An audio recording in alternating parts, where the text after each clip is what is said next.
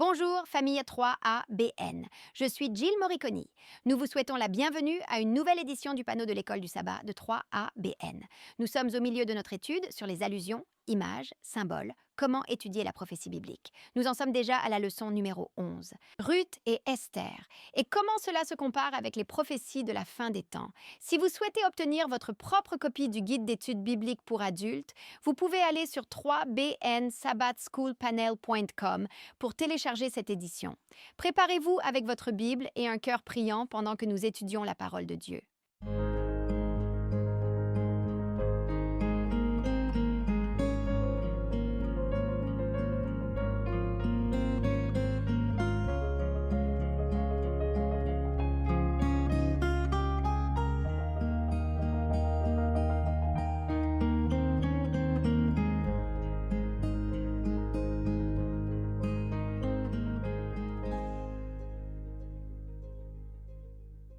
Bonjour famille, je suis Jill Moriconi. Nous vous souhaitons la bienvenue au panel de l'école du sabbat de 3ABN, alors que nous ouvrons la parole de Dieu et étudions tout sur les illusions, les images et les symboles, et comment vous et moi pouvons étudier la prophétie biblique. La semaine dernière, nous avons examiné quelques histoires de l'Ancien Testament et les détails qu'elles nous ont donnés sur les événements de la fin des temps. Cette semaine, nous examinons toujours les histoires de l'Ancien Testament, mais deux en particulier. Ruth et Esther, et comment cela s'applique à nous aujourd'hui dans ces derniers jours. Nous voulons vous remercier de faire partie de notre famille de panel de l'école du sabbat. Merci pour vos prières pour ce ministère. Merci pour votre soutien financier. Grâce à vous, nous pouvons continuer à apporter des programmes bibliques à un monde perdu et mourant. Si vous souhaitez obtenir une copie de nos notes, vous pouvez visiter 3bnsabbatschoolpanel.com. Il y a un petit onglet en haut qui dit « Notes ». Cliquez dessus. Une fois inscrit, nous vous enverrons les notes chaque semaine quand un nouveau programme est lancé. Je veux présenter, mais ils n'ont vraiment pas besoin de présentation. Ma famille, votre famille, qui est sur le plateau aujourd'hui? À ma gauche, le pasteur John Denzey. C'est une bénédiction d'être ici. J'ai lundi le lancement d'une histoire d'amour, Ruth et Boaz. L'homme au milieu, le professeur Daniel Perrin. Merci, Jill. Le cours de mardi reste dans le livre de Ruth avec un titre Boaz en tant que rédempteur. J'aime ça. Ensuite, nous avons le pasteur James Rafferty. Ravi de te voir, Jill. Nous passons du livre de Ruth au livre d'Esther mercredi avec Haman et Satan. Oh, pour finir en beauté, un nouveau venu dans la famille du panneau de l'école du sabbat à 3ABN. Nous sommes ravis d'accueillir Reese Rafferty, la femme du pasteur James. Bien sûr. Oui, je suis content d'être ici aussi et j'ai Esther pour un temps comme celui-ci. Je suis très enthousiaste par cette leçon. Oh, c'est merveilleux! Avant de poursuivre notre étude, avant d'ouvrir la parole de Dieu, nous voulons toujours prier Dieu. Reese, pourrais-tu prier pour nous? Père céleste, nous venons devant toi pour te demander de nous donner la lumière et la vérité de ta parole, que tu nourrisses nos âmes avec pensées et images de vous que nous n'avons peut-être pas vues auparavant. Nous prions pour chacun de ceux qui vont partager et que votre Saint-Esprit parle à travers nous et que chaque participant qui regarde cela puisse-t-il vous adorer en esprit et en vérité, unis au nom de Jésus. Amen. Amen. Merci beaucoup. Vous savez, cette semaine, la leçon numéro 11, alors que nous examinons Ruth et Esther, étudiera les comparaisons entre ces femmes de l'Ancien Testament et leurs histoires, puis nous dans ces derniers jours. Romains chapitre 15, verset 4. Paul écrit « Tout ce qui a été écrit auparavant a été écrit pour notre apprentissage, afin que nous puissions avoir de l'espoir à travers la patience et le réconfort des Écritures. » Les Écritures nous donnent des réponses. Les Écritures nous donnent de l'espoir. Et nous pouvons découvrir des leçons en étudiant aujourd'hui l'Ancien Testament, dans ces histoires que nous pouvons appliquer à notre vie aujourd'hui. Dans Ruth, nous voyons qu'elle était étrangère. Elle avait l'habitude de vénérer des dieux étrangers, puis elle a déménagé dans un autre pays et elle a fait un choix irrévocable, que le Dieu de Naomi serait aussi son Dieu. Et puis elle épouse son racheteur familial, un exemple de Christ que nous étudierons cette semaine. Nous examinons également Esther, qui est une fille juive dans un pays étranger. Entourée de dieux étrangers, elle s'oppose aux comploteurs contre le peuple de Dieu. Ce serait Haman. et elle risque sa vie pour sauver son peuple. Notre texte de mémoire provient en fait du livre d'Esther, Esther chapitre 5, verset 2. C'est alors que le roi vit la reine Esther debout dans la cour. Elle trouva grâce à ses yeux, et le roi tendit à Esther le sceptre d'or qu'il avait à la main. Alors Esther s'approcha et toucha le bout de son sceptre. Dans la leçon de dimanche, nous commençons l'histoire de Ruth. Alors, tournez-vous avec moi vers Ruth chapitre 1. Tous mes versets seront de Ruth chapitre 1, versets 1 à 5, juste ces 5 versets. Nous allons jeter un coup d'œil. Le titre de dimanche est « La famine dans la maison du pain ». Maintenant, j'ai une question pour vous au début, avant de plonger dans l'histoire de Ruth. Le mal que vous et moi voyons dans le monde, la maladie, le péché, la souffrance, la tragédie, qui l'a causé? On pourrait dire que Satan en est la cause, n'est-ce pas? Matthieu 13, 28, un ennemi a fait cela. Nous savons dans Jean 10, 10, le voleur. C'est Satan ne vient que pour voler, tuer et détruire. Jésus a dit « Je suis venu ». Qu'ils aient la vie et qu'il l'ait en abondance. Le mal que nous voyons dans ce monde est le résultat de Satan et du péché. Pourtant, certaines personnes remettent en question l'interaction de Dieu avec ce mal. Ils regardent le mal et disent « Peut-être avez-vous entendu certaines de ces questions. Dieu n'existe pas. » S'il le faisait, il verrait le mal. Dieu n'est pas tout-puissant. S'il l'était, il arrêterait le mal. Dieu n'est pas juste. S'il l'était, il corrigerait le mal. Ou Dieu n'est pas amour. S'il l'était, il m'empêcherait d'être blessé par le mal. La vérité de la question, et c'est un sujet compliqué, nous n'allons pas vraiment y entrer aujourd'hui, mais la vérité est que Dieu existe, et même si le mal est là temporairement, il est constamment présent et agit dans nos vies. La vérité est que Dieu est tout-puissant, mais il nous permet d'avoir notre libre arbitre. La vérité est que Dieu est juste, et même avec le mal qui existe et cette grande controverse qui se déroule actuellement, il peut encore contrôler les événements et il peut encore agir de manière rédemptrice, même au milieu de la tragédie. La vérité est que Dieu est amour et le mal cause à son cœur d'immenses souffrances. En regardant l'histoire de Ruth, nous voyons un exemple de Dieu travaillant au milieu de la tragédie, au milieu des choix et des conséquences de ces choix qui n'étaient pas si bons. Et pourtant, Dieu travaille de manière rédemptrice dans l'histoire de Ruth. Nous sommes donc dans Ruth chapitre 1, verset 1, ces 5 premiers versets, nous avons 6 enseignements tirés de cette histoire. Or, il arriva au temps où les juges gouvernaient, alors quand cela se passe-t-il? Quand les juges gouvernaient, qu'il y eut une famine dans le pays. Premier point à retenir, le péché a des conséquences. La famine était le résultat direct de l'éloignement du peuple de Dieu. Si vous lisez dans le livre des Juges, je veux juste choisir un passage. Mais Juges 17, nous voyons que le peuple était impliqué dans l'idolâtrie. Juges 17, 5. L'homme, Mika, avait un sanctuaire et fabriqua un éphod et des idoles domestiques. Il consacra l'un de ses fils qui devint son prêtre. Verset 6. À cette époque, il n'y avait pas de roi en Israël. Chacun faisait ce qui lui semblait droit. Donc, à l'époque des juges, le peuple de Dieu, le peuple choisi de Dieu, nous avons parlé dans les leçons précédentes de comment ils étaient appelés à être une lumière sur la colline. Ils étaient appelés à répandre l'Évangile et l'amour de Dieu aux nations païennes autour d'eux. Ils se sont tournés vers l'idolâtrie et chacun faisait ce qui lui semblait bon. Et les conséquences sont venues. La famine est venue. Le péché a des conséquences. Deuxième point à retenir, le péché peut exister parmi le peuple de Dieu. Il n'y avait pas de famine dans les pays étrangers. La famine était en Juda. La famine était là où le peuple de Dieu se trouvait. Le culte des idoles avait eu lieu dans leur propre pays. Première épître aux Corinthiens 10, 12. Ainsi que celui qui pense être debout prenne garde de ne pas tomber. Tu sais, c'est facile de penser « Oh, je vais à l'église, je suis en sécurité. Oh, je travaille dans le ministère, je suis en sécurité. Oh, je donne des études bibliques, je suis en sécurité. » Attention, nous devons aller à Dieu. Psaume 139. Sonde-moi, ô Dieu, et connais mon cœur. Éprouve-moi. Le mot en hébreu est enquête sur moi et connais mes pensées. Et demande à Dieu de nous montrer nos cœurs. Continuez à lire. Nous sommes toujours dans Ruth 1, chapitre 1, verset 1, la deuxième moitié. Et un certain homme de Bethléem, en Juda, est allé séjourner au pays de Moab, lui, sa femme et ses 2 fils. Maintenant, l'ironie est que le nom de Bethléem, vous savez ce que cela signifiait? Maison du pain, à l'endroit où il était censé y avoir du pain. Il y avait une famine.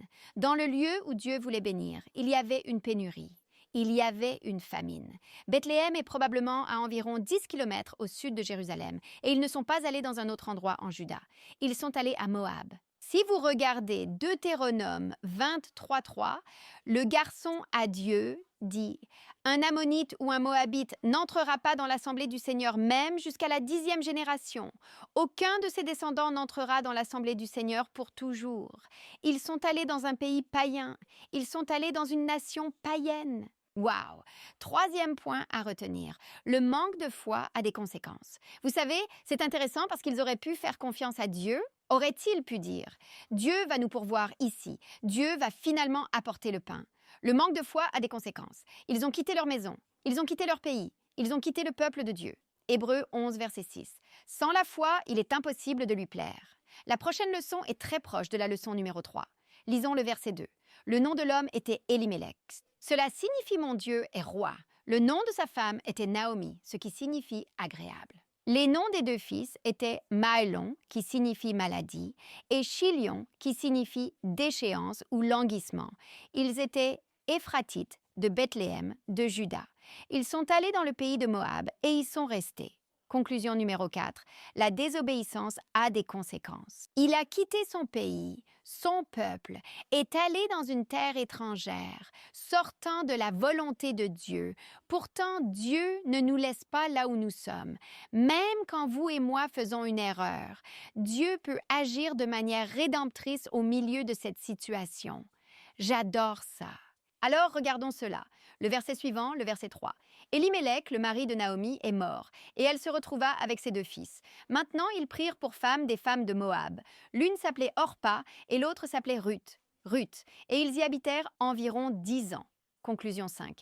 Dieu travaille toujours de façon rédemptrice. Maintenant, il aurait pu sembler à Naomi que tout était perdu. Ils étaient partis, pour ainsi dire, du peuple de Dieu et du pays de Dieu pour aller dans un pays païen. Le mari de Naomi était mort. Les fils s'étaient mariés avec les tribus païennes, ce qui était contraire au conseil biblique. Pas d'enfants, pas d'héritier né durant ces 10 années. Et pourtant, malgré les conséquences de cela, Dieu offre encore la miséricorde et le pardon, et il peut transformer les choses en bien. J'aime Romains 5.8. Dieu prouve son amour envers nous en ce que, lorsque nous étions encore pécheurs, il est mort pour nous. Dieu va œuvrer de manière rédemptrice dans la vie de Ruth et dans la vie de Naomi. Ils avaient des choix. Dieu nous donne le libre arbitre. Orpa a choisi de rester avec ses dieux et son peuple. Ruth a fait le choix de choisir le Dieu de Naomi. Le dernier verset, le verset 5. Mélon et Chilion sont également morts. Ainsi, la femme a survécu à ses 2 fils et à son mari. Conclusion 6. À notre point le plus bas, Dieu se manifeste. C'est ironique pour moi qu'ils aient quitté Juda pour survivre et qu'ils soient arrivés à Moab et soient morts. Mais Dieu ne les a pas laissés seuls. Et Dieu dit dans Lévitique 26, « Nous n'avons pas le temps de le lire, mais vous avez la bénédiction et la malédiction, et la malédiction s'ils allaient contre Dieu. » Et pourtant, il dit au verset 40, « Si vous confessez votre iniquité et votre infidélité à moi, je me souviendrai de mon alliance avec vous et votre terre. Je ne vous rejetterai pas. » Ainsi, Dieu a le pardon et la miséricorde. Et de cette famille apparemment sans vie, Dieu a envoyé son Fils, le Messie, qui apporterait la vie éternelle à tous. Amen. Amen. Louez le Seigneur. Merci beaucoup. Excellente fondation. Ceci est une continuation de cette histoire et maintenant, nous sommes à la partie du lundi. Ruth et Boaz, je m'appelle John Denzi. Commençons par une lecture rapide de la première partie de la leçon. Notre relation avec notre Créateur a été irrémédiablement endommagée par le péché, nous forçant à la pauvreté spirituelle. Nos perspectives sont sombres et nous passons notre vie à glaner ce que nous pouvons aux marges du champ, vivant des miettes de joie qui peuvent encore être trouvées dans un monde brisé. Mais tout change au moment où nous faisons une découverte remarquable. Dieu ne nous a pas oubliés. J'aime cela dans la leçon. Donc, vous avez entendu qu'il y a une famine dans le pays. Le mari de Naomi meurt et le mari de Ruth et d'Orpa est mort. Et il est intéressant que ces belles-filles aient choisi de continuer avec Naomi. Allons à Ruth 1, verset 6. Puis elle se leva avec ses belles-filles pour revenir du pays de Moab, car elle avait entendu au pays de Moab que le Seigneur avait visité son peuple en lui donnant du pain. Par conséquent, elle sortit de l'endroit où elle était et ses 2 belles-filles avec elle, et elles prirent la route pour retourner au pays de Juda. Maintenant, Naomi se rend compte que ses belles-filles se sacrifient en restant avec elle et elle les encourage à retourner dans leur pays natal. Ils disent non, nous retournerons. Nous allons te suivre tout le chemin. Mais elle insista. Et puis, il y a un adieu en larmes. Regarde Ruth, un verset 14. Il est dit: alors, elles élevèrent leur voix et pleurèrent encore, et Orpa embrassa sa belle-mère. Mais Ruth s'attacha à elle. Ainsi, Orpa retourna, c'était un adieu émouvant, et elle retourna dans son pays. Mais Ruth s'accrocha à elle, et c'est puissant de voir ce qui se passe ici. Et verset 15, elle dit: « Regarde, ta belle-sœur est retournée vers son peuple et vers ses dieux. Retourne après ta belle-sœur. » Mais le verset 16 dit, Ruth dit, « Ne me presse pas de te laisser ou de retourner loin de toi, car où tu iras, j'irai, et où tu demeureras, je demeurerai. Ton peuple sera mon peuple, et ton Dieu sera mon Dieu. » Et gain est une tâche merveilleux. Elle a décidé de donner son cœur au Dieu vivant. Elle a décidé de quitter ces dieux païens, ces idoles qui n'étaient pas vraiment Dieu, et suivre le Dieu de Naomi. Et au verset 17, « Là où tu mourras, je mourrai, et là je serai enterré. Que le Seigneur me fasse de même, et plus encore si quoi que ce soit d'autre que la mort nous sépare. » Quel amour immense elle avait pour sa belle-mère, et c'est louable. Continuons en fait, verset 18. Je dois lire cela aussi. Quand elle vit qu'elle était résolue à aller avec elle, elle cessa de lui parler. En d'autres termes, elle dit, « D'accord, tu m'as convaincu, vas-y, tu peux venir avec moi. » Ruth 1, 19. Et elles marchèrent toutes les deux jusqu'à ce qu'elles arrivent à Bethléem. Et il arriva, quand elles furent arrivées à Bethléem, que toute la ville était excitée à cause d'elle. Et les femmes dirent, « Est-ce Naomi ?» Une grande joie. Naomi est de retour. De toute évidence, elle avait une grande influence parmi les gens, car lorsqu'elle revient, de nombreuses années s'étaient apparemment écoulées. Ils sont tous heureux, mais elle a un air triste sur le visage. Remarquez ce qu'il dit, Ruth, chapitre 1, verset 20. Mais elle leur dit, ne m'appelez pas Naomi, appelez-moi Mara, car le Tout-Puissant m'a rempli d'amertume. Elle regarde son expérience passée et elle pense qu'il y a, vous savez, c'est presque comme un état dépressif dans lequel elle est. Et j'aimerais vous lire un extrait de Christ Object Lessons, parce qu'il y a peut-être des gens qui traversent une période difficile, une expérience amère, et j'aimerais vous faire savoir que Dieu est avec vous. Il ne te laissera jamais, ni ne t'abandonnera. Leçon d'objectif.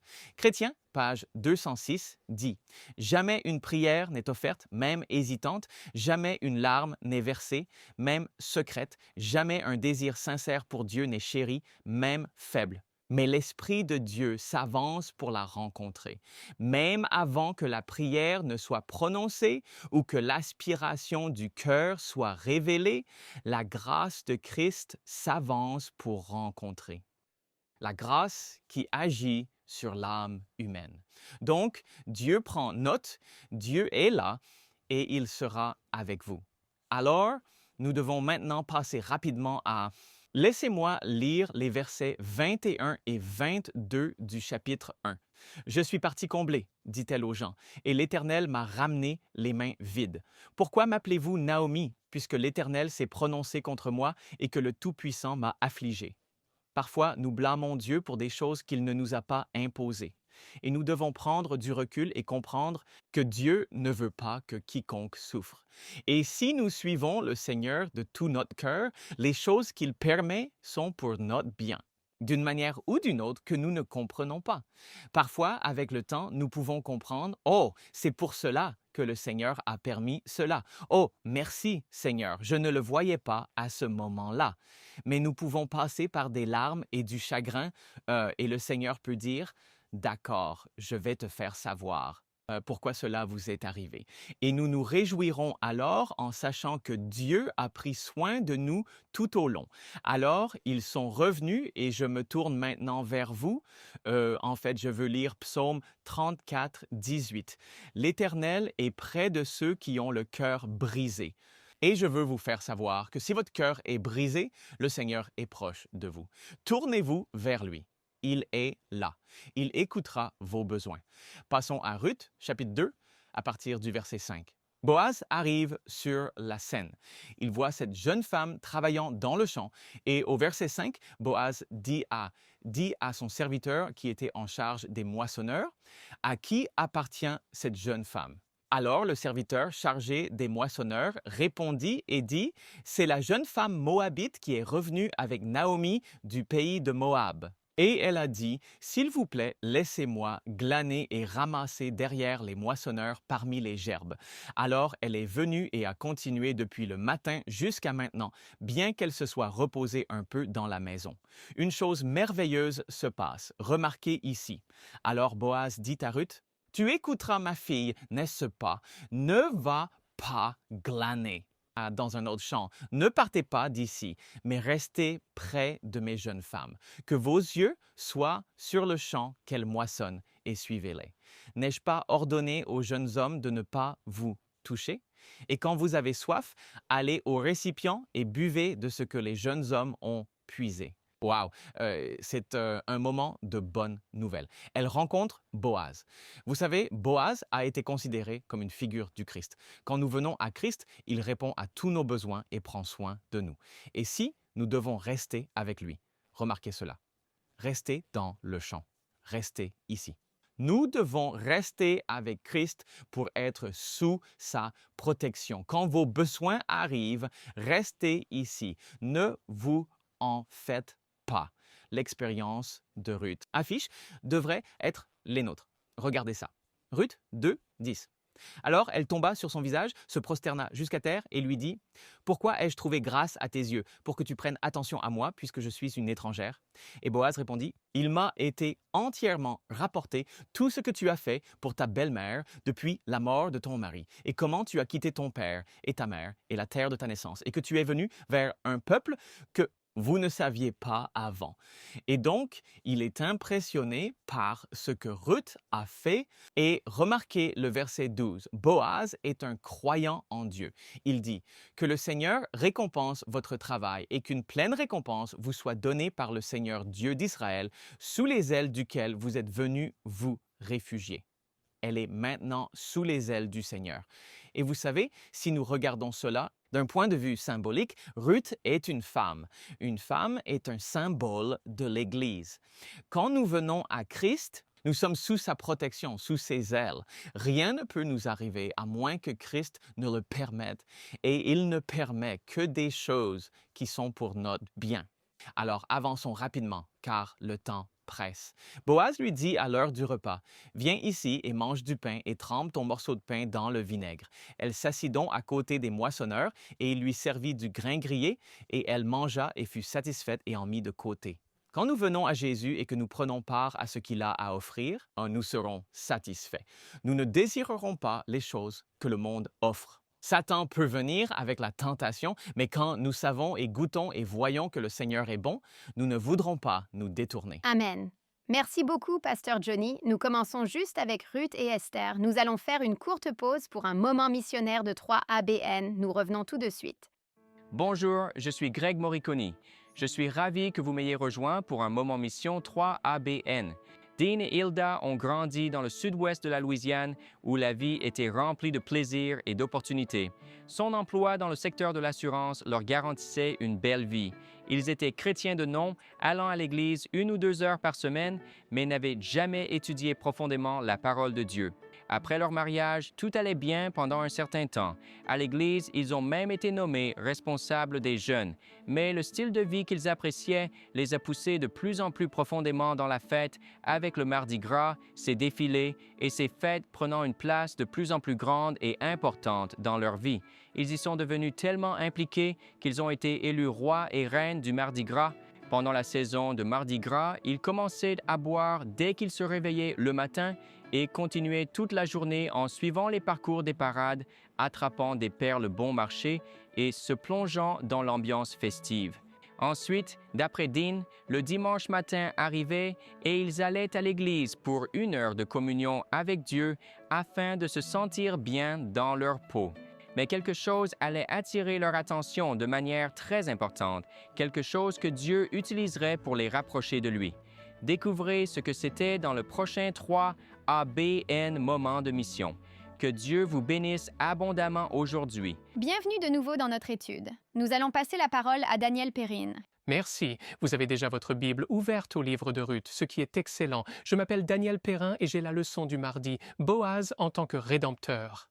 Je me demande si Boaz savait qu'en remplissant ses obligations familiales, nous parlerions de lui 3000 ans plus tard. Savait-il à quel point cet acte dans sa vie serait important et son mariage deviendrait ensuite une illustration pour nous du Rédempteur?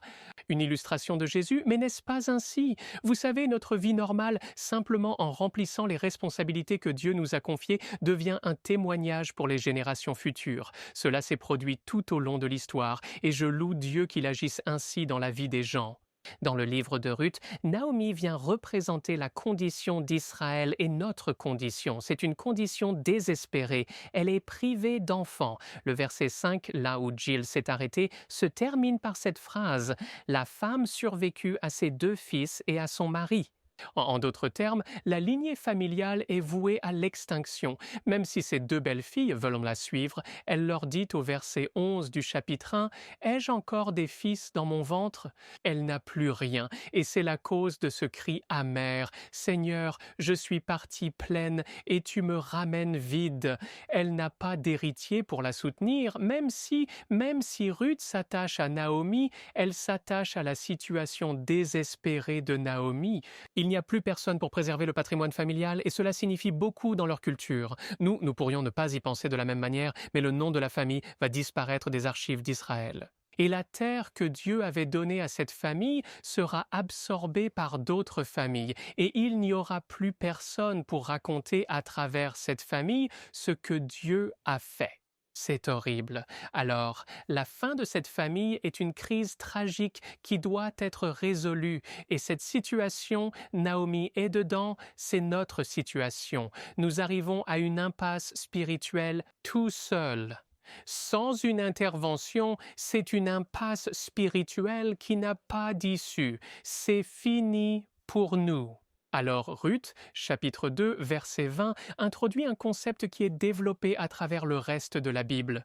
Ruth a glané dans le champ, comme nous venons de le lire, et elle rapporte cela à Naomi. Et dans le chapitre 2, verset 20, Naomi dit à sa belle-fille « Béni soit-il de l'Éternel qui n'a pas abandonné sa bonté ». Il y a un concept important de la Bible, la bonté de Dieu envers les vivants et les morts. Dieu n'a abandonné personne, même pas son mari. Maintenant, il n'est pas vivant dans un quelconque royaume, mais Dieu va quand même être fidèle à la promesse faite à Élimélec et aux 2 frères également. Naomi dit alors à Ruth, « Cet homme, Boaz, dans le champ duquel elle glane, est un de nos parents, il est un de nos proches parents. » Le mot hébreu là est Gaal. Gaal, cela signifie un parent, un proche, quelqu'un qui exerce alors les responsabilités et les droits du Gaal, le proche parent. Et donc le mot est basé sur le mot racine pour racheter. Dans la loi de Moïse, cette personne, ce proche parent, avait à la fois des responsabilités et des droits. Je vais vous en partager quelques-uns. Par exemple, ils étaient responsables de racheter ce que leurs parents pauvres avaient vendu pour payer des dettes et qu'ils ne pouvaient plus racheter, et donc il s'agissait de la terre qui se transmettrait alors à d'autres mains, et ainsi ce parent était responsable de la garder dans la famille. De plus, ils recevraient la restitution de ce qui était dû à leurs parents au cas où ce parent mourrait. Ils étaient responsables de venger la mort injuste d'un proche parent, sauf si la personne qui les avait tués parvenait à s'échapper vers une ville de refuge dans Nombre chapitre 35. En outre, l'utilisation du mot dans Proverbe 23, 11 qui dit « Car leur Rédempteur est puissant, il plaidera leur cause contre toi » signifie que le Rédempteur, le Gaal, devait lutter pour la justice pour leur famille. Mais un autre aspect important est qu'il devait préserver l'héritage de la famille pour un proche décédé s'il n'y avait pas d'enfants, ce qui signifie prendre la veuve comme épouse et avoir des enfants au nom du parent, afin que le nom de la famille puisse continuer.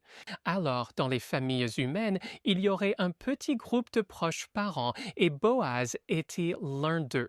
Vous devez cependant remarquer qu'une crise tragique est ce qui suscite le besoin pour le proche parent, le parent proche d'intervenir, d'entrer en action. Et c'est pourquoi le Goël est une référence à l'œuvre de Dieu parce que nous sommes en crise. Nous sommes dans une crise de péché, ce cul-de-sac de notre vie. Nous avons besoin d'un proche parent. Écoutez Genèse 48:16 décrivant ce terme, se référant à Dieu. Jacob appelle Dieu, dit que Dieu l'avait racheté du mal, le même racine.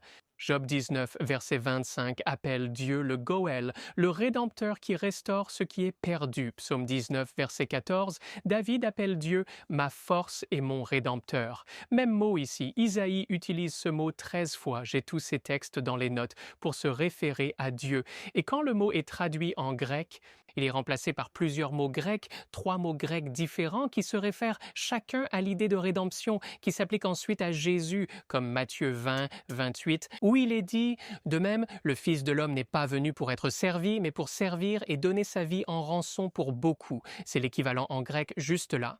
Et donc Jésus est celui qui est notre proche parent. Il est celui qui est près de nous. Hébreux 2, verset 11 dit « Il n'a pas honte de les appeler frères, s'unit avec nous dans notre famille ».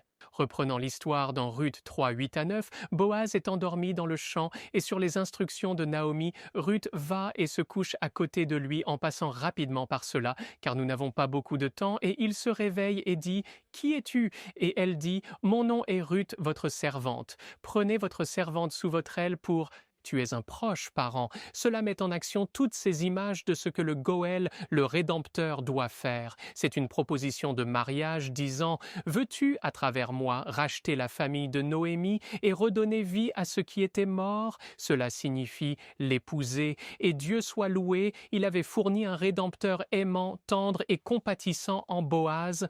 Boaz est disposé, mais il introduit une surprise. Verset 12 du chapitre 3, il dit « Maintenant, il est vrai que je suis un proche parent. Cependant, il y a un parent plus proche que moi. Cela nous rappelle comment nous avons accueilli le péché dans notre vie comme un parent plus proche. Et Jésus veut venir pour racheter. Mais parfois, même après que le Rédempteur soit introduit, il semble simplement que le péché a une première revendication sur nous.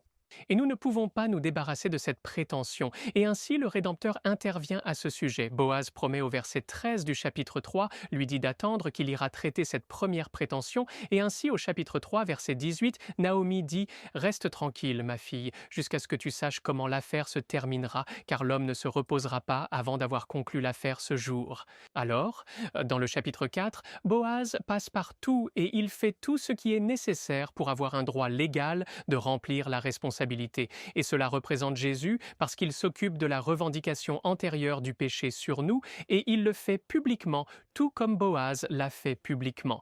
Et il ne se reposera pas tant que l'affaire ne sera pas conclue.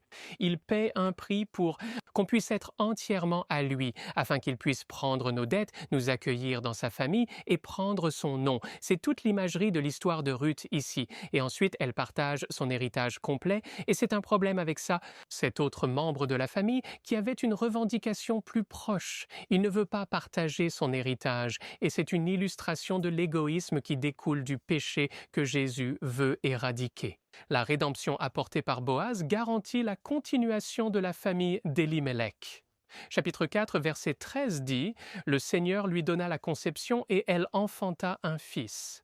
Et ce fils soutiendra Naomi dans sa vieillesse et continuera la lignée familiale. Et cette lignée continue jusqu'à ce que Jill a dit, continue jusqu'à Jésus. » D'accord? Il est le grand rédempteur du début à la fin. Et dans le chapitre 4, verset 14, toute la louange et l'honneur reviennent à Dieu, car c'est lui qui a fourni le Goël, le rédempteur. Finalement, cela mène à Jésus, bien sûr. Quand le Goël a été introduit dans le chapitre 2, verset 20, il est lié à cette bonté aimante, ce Ézède, cette bonté aimante, cette miséricorde tendre de Dieu, parce qu'il, non seulement pour les situations que nous traversons, mais pour la situation à long terme où, à travers nous, il peut y avoir cette illustration de l'amour de Dieu.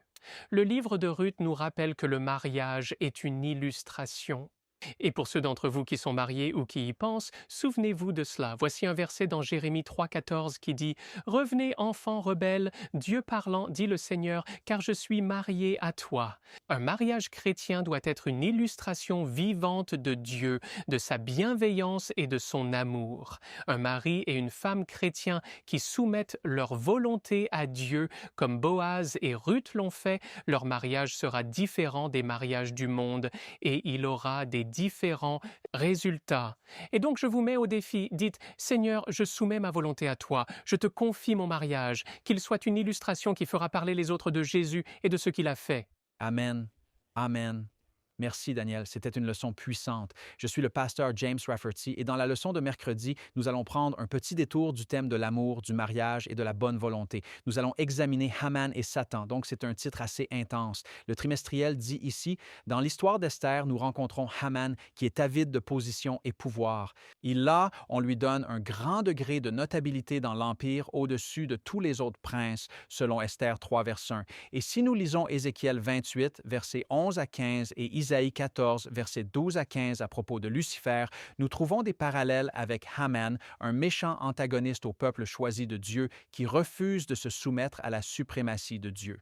Ce que nous avons ici est une allusion, si vous voulez, une métaphore du grand thème de la controverse. Haman est vraiment une image de Satan, de Lucifer et de son antagonisme envers le peuple de Dieu. Et nous voyons cela dans l'histoire. Maintenant, dans le livre de l'Apocalypse, nous voyons le désir de Satan pour le pouvoir et l'adoration, continue le trimestriel, plonge ce monde dans une crise finale. C'est les tromperies de Satan convaincre le monde d'admirer et de suivre la bête, une puissance ou un royaume terrestre, Révélation 13, 3 à 4, sauf pour une exception notable. Ou exception pour ceux qui refusent de l'adorer. Et ces personnes qui sont des exceptions refusent de se conformer et donc ce pouvoir promu par Satan, inspiré par Satan, a recours à la force. Maintenant, nous revenons à l'histoire d'Aman. Aman remarque que Mardoché, qui est l'un des élus de Dieu, ne lui céderait pas ou ne reconnaîtrait pas ce qu'il croyait être son droit à la révérence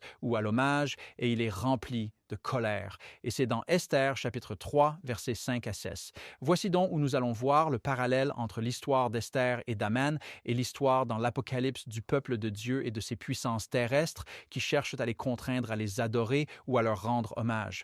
Et ainsi, Aman devient déterminé à éliminer tous les peuples de Dieu de la surface de la terre. C'est exactement ce que nous voyons dans l'Apocalypse, chapitre 13, parce que les peuples de Dieu gardent les commandements de Dieu. Apocalypse, chapitre 14, verset 12 12, il refuse de participer au culte de ces puissances terrestres dans l'Apocalypse chapitre 13 et reçoivent la marque de leur autorité. La question dans l'Apocalypse chapitre 13 est l'adoration des puissances terrestres selon la marque de leur autorité ou l'adoration de Dieu. Et le contraste entre les deux est mis en avant d'une manière très intéressante lorsque l'on regarde l'histoire d'Esther. Maintenant, Esther chapitre 3, versets 1 à 14, nous allons simplement le résumer ici. Aman dit au roi Assuérus, « Il y a un certain peuple dispersé parmi les dispersés. » Parlant du peuple de Dieu, parmi les gens dans toutes les provinces de ton royaume, et leurs lois sont différentes de celles de tous les peuples. Encore une fois, c'est Esther chapitre 3, verset 1. Il ne respecte pas non plus les lois du roi. Par conséquent, il ne profite pas au roi de les tolérer. Donc ici, nous voyons l'illustration. Nous avons les lois du roi, le roi de ce monde, le roi dans cette situation particulière, les rois de Mède-Perse contre la loi de Dieu et le peuple de Dieu qui suivent les lois de Dieu au lieu des lois du royaume. Aman arrive et il le souligne au roi. Maintenant, le roi ne sait pas vraiment qui sont ces gens. Il n'est pas vraiment conscient de leur existence. Il ne sait même pas que sa femme, Esther, est en fait l'une d'elles. Et donc, vous pouvez imaginer sa surprise plus tard quand il découvre cela et que tout change. Mais à ce stade, Aman l'a convaincu qu'il doit se débarrasser de ces gens. Aman dit au verset 9. En fait, je lisais le verset 8, pas le verset 1 d'Esther 3, et maintenant nous sommes au verset 9. « S'il plaît au roi qu'il soit écrit, qu'il soit détruit, et je paierai 10 000 talents d'argent aux mains de ceux qui ont la charge de l'affaire pour la porter dans le trésor du roi. » Ainsi, nous avons la pression économique, la même chose que nous voyons dans Apocalypse 13. Nous avons la pression économique, nous avons le décret de mort. C'est la même chose que nous voyons aussi dans Apocalypse 13. Donc, nous avons ces allusions, nous avons ce parallèle qui se déroule ici, cette métaphore, si vous voulez, entre les deux. Que vont faire les gens de Dieu? Eh bien, je pense que Rizzi va nous en dire un peu plus sur ce qui va se passer dans les détails de cela. Je veux que nous passions au verset 13 du chapitre 3. Des lettres ont été envoyées par courrier dans toutes les provinces du roi pour détruire, tuer, faire périr tous les Juifs, jeunes et vieux, petits-enfants, femmes, tous en un jour, le 13e jour du 12e mois, qui est le mois d'Adar, et ils devaient prendre le butin d'eux pour un proie. Vous voyez ici ce qui se passe dans le contexte du peuple de Dieu. Un décret de mort est tombé sur eux. Ils vont tous mourir. C'est la même chose que nous voyons dans Apocalypse 13, Esther 7. Un aperçu intéressant ici, à mesure que l'histoire se développe, et nous n'allons pas passer en revue tous les détails de l'histoire, mais à mesure que l'histoire se développe, il y a un homme qui est un chambellan ou un eunuque, et il dit au roi, dans le contexte de l'histoire qui se déroule, « Voici aussi la potence de 50 coudées de haut que Haman a faite pour Mardoché, qui avait parlé bien pour le roi, se tient dans la maison de Haman. » Et le roi dit, « Pendez Haman là-dessus ou pendez-le là-dessus. » Donc, ils ont pendu Haman à la potence qu'il avait préparée pour Mardoché, et alors la colère du roi fut apaisée maintenant. Nous avons sauté tous les détails de l'histoire, mais juste pour la résumer rapidement, le peuple de Dieu est sous une grande pression. Un décret de mort a été émis contre eux et ils ont tous décidé de prier et de supplier, implorer Dieu pour la délivrance. La délivrance vient de manière très inattendue et lorsque tout est retourné par la providence de Dieu, Haman, l'homme qui voulait tuer les Juifs et pendre Mardoché à cette potence, il subit les conséquences mêmes qu'il voulait infliger au peuple de Dieu et à Mardoché. En d'autres termes, il subit les conséquences de ses propres actions, de ses propres semailles, de ses propres graines semées. Et cela illustre ce que nous lisons dans l'Apocalypse chapitre 16. Et nous allons juste aller là à l'Apocalypse chapitre 16 et terminer avec quelques idées ici que je pense être vraiment utiles pour nous en ces derniers jours. Vous voyez, le peuple de Dieu dans ces derniers jours va traverser des moments assez terribles, un temps de trouble, une période de difficulté. Le monde sera dressé contre eux. Ils seront haïs de toutes les nations, dit Christ dans Matthieu 24 et verset 9. Et un décret de mort viendra sur eux. Ils ne pourront ni acheter ni vendre. Ils subiront la colère du monde et ils devront se consacrer à la prière. Ils ne pourront pas se sauver eux-mêmes, mais comme Esther, comme Mardoché, comme les Juifs, ils vont devoir prier avec ferveur pour que Dieu les délivre et Dieu les délivrera. Et la même chose qui se passe dans l'histoire d'Esther se passe aussi dans le contexte de cette crise finale dans le chapitre 13 de l'Apocalypse. Nous lisons à ce sujet dans le contexte de l'Apocalypse 16 à partir du verset 1. Et j'ai entendu une grande voix venant du ciel, du temple, dire aux 7 anges, « Allez et répandez les coupes de la colère de Dieu sur la terre. » Et le premier alla et versa sa coupe sur la terre, et un ulcère malin et douloureux frappa les hommes qui avaient la marque de la bête et ceux qui adoraient son image. Et le deuxième ange versa sa coupe dans la mer, et elle devint comme le sang d'un homme mort, et toute âme vivante mourut dans la mer. Et le troisième ange, verset 4, versa sa coupe sur les rivières et les sources d'eau, et elles devinrent du sang. Et j'entendis, verset 5, l'ange des eaux dire, « Tu es juste, Seigneur, qui est et qui était et qui sera, parce que tu as jugé ainsi.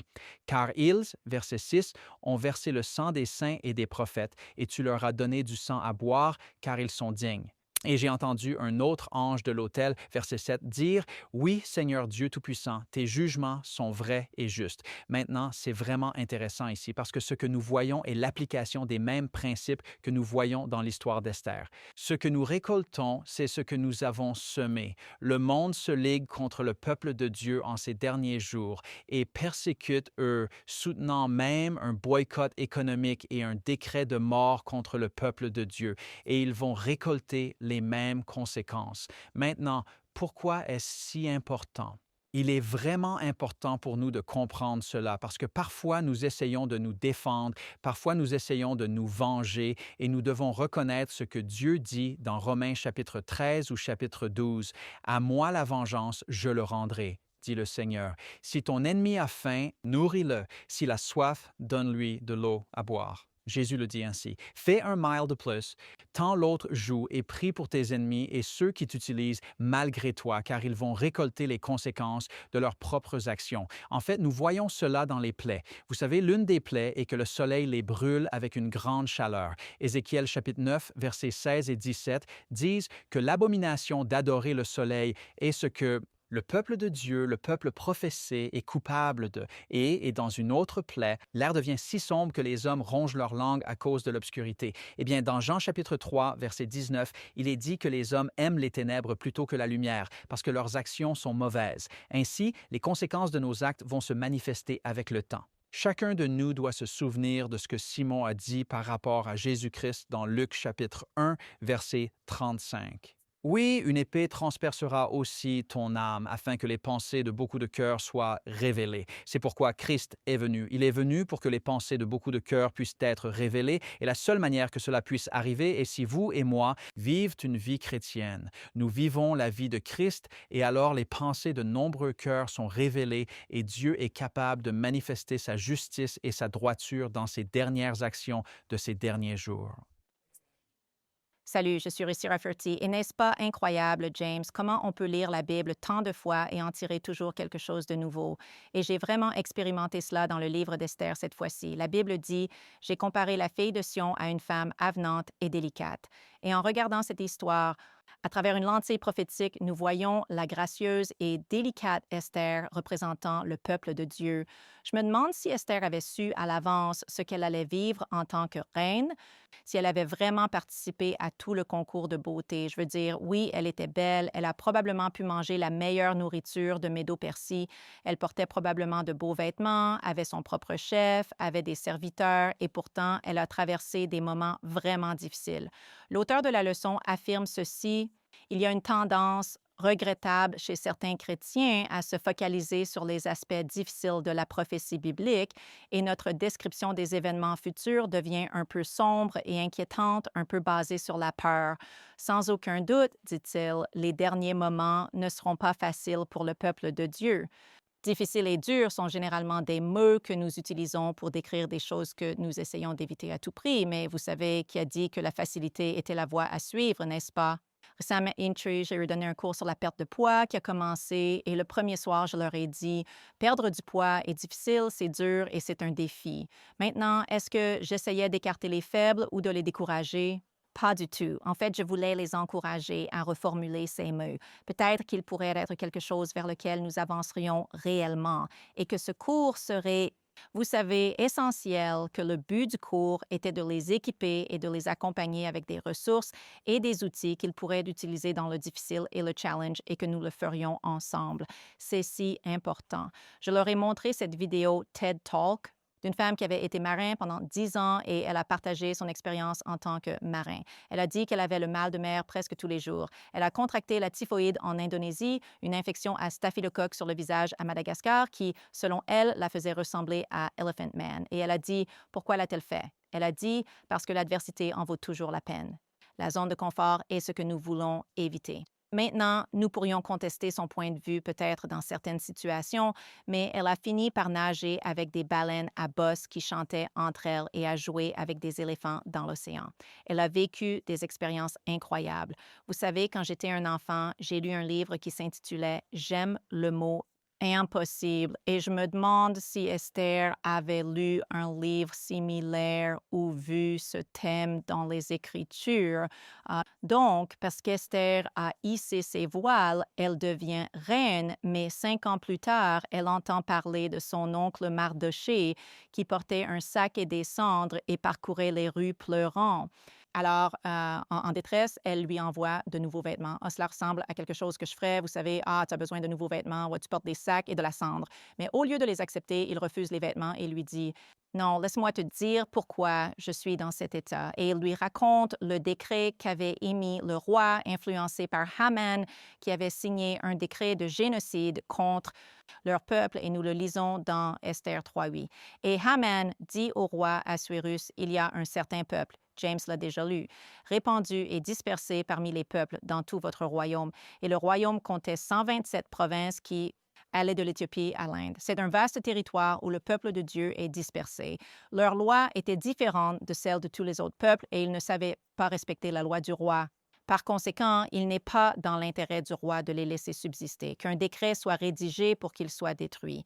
Ainsi, Haman représente un esprit et un mouvement qui ont existé dans le passé et existeront de nouveau dans l'avenir et qui influenceront les dirigeants nationaux à adopter des lois nationales, comme vous l'avez dit, contre le peuple de Dieu.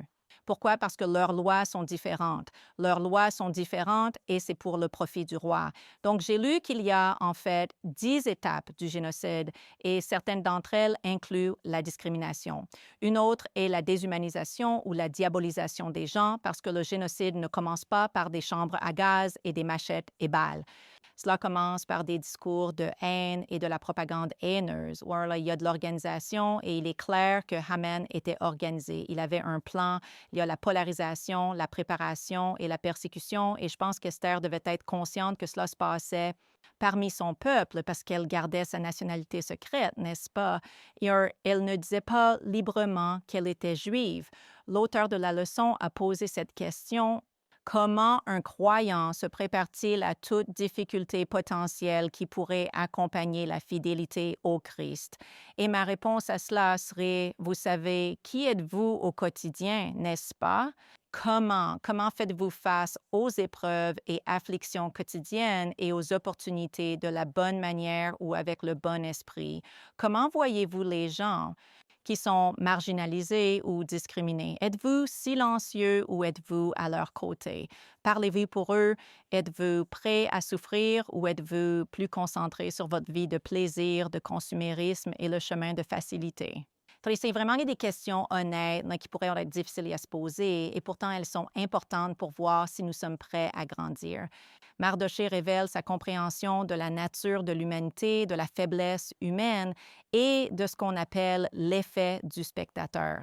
Et si vous n'avez pas entendu parler de l'effet du spectateur, c'est un phénomène psychologique et social où les gens peuvent voir quelque chose de tragique ou blessé, mais s'il y a d'autres personnes autour, elles sont moins enclines à aller aider cette personne. Donc, il dit cela dans les versets 13 et 14. Ne pense pas dans ton cœur que tu échapperas dans le palais du roi plus que tous les autres Juifs, car si tu gardes complètement le silence à ce temps, le soulagement et la délivrance surgiront pour les Juifs d'un autre lieu, mais toi et la maison de ton père périrez.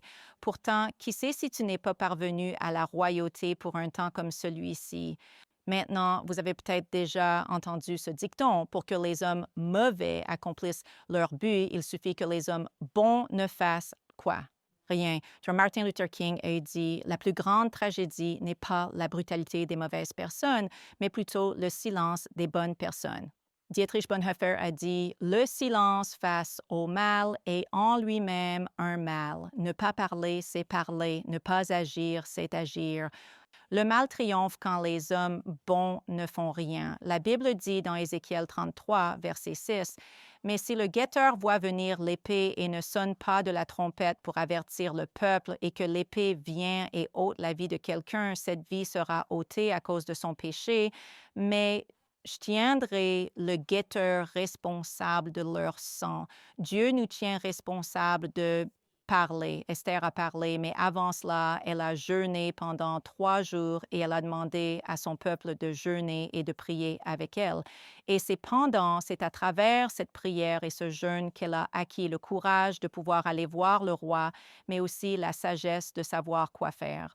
Que fait-elle? Elle l'invite à dîner et je pense que c'est peut-être de là que vient l'expression disant que la voie pour atteindre le cœur d'un homme passe par le ventre, par l'estomac. Oui, l'auteur a également posé cette question.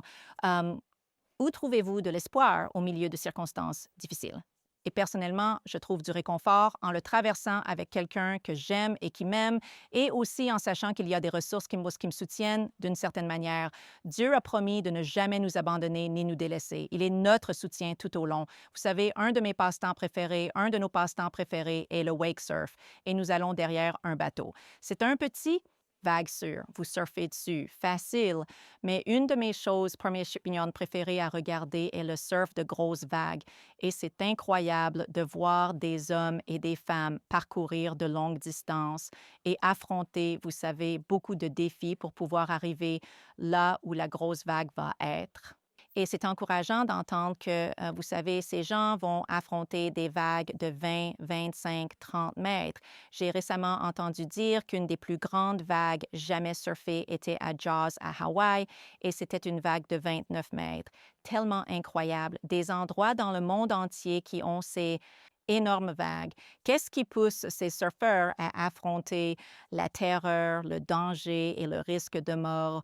Ce sont des surfeurs, c'est ce qu'ils font et ils y vont équipés, ils ne partent pas sans ressources. Il y a d'autres milliers de personnes de passent là-bas qui ont des jet skis qui les amènent au bon endroit, au bon moment, qui les placent sur la vague pour qu'ils aient les meilleures chances de la chevaucher jusqu'au bout.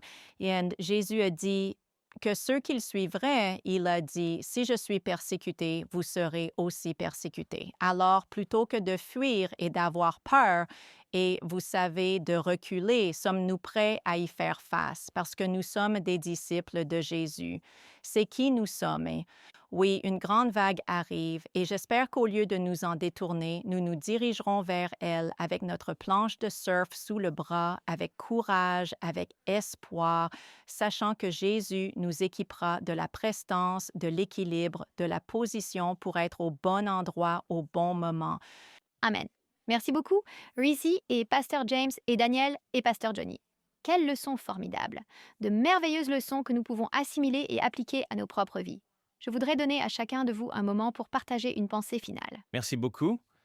Dans le chapitre 2 de Ruth, Boaz lui a dit que le Seigneur récompense ton travail, que le Dieu d'Israël te donne une pleine récompense, sous les ailes duquel tu es venu te réfugier, et je t'encourage à venir sous les ailes de refuge du Seigneur. Amen. Boaz illustre Jésus comme le Rédempteur. Et nous trouvons ce concept de rédemption dans le livre de l'Apocalypse chapitre 14, verset 4, où les 144 000 qui suivent l'agneau partout où il va, ils sont rachetés d'entre les hommes, étant les prémices pour Dieu et pour l'agneau. Amen.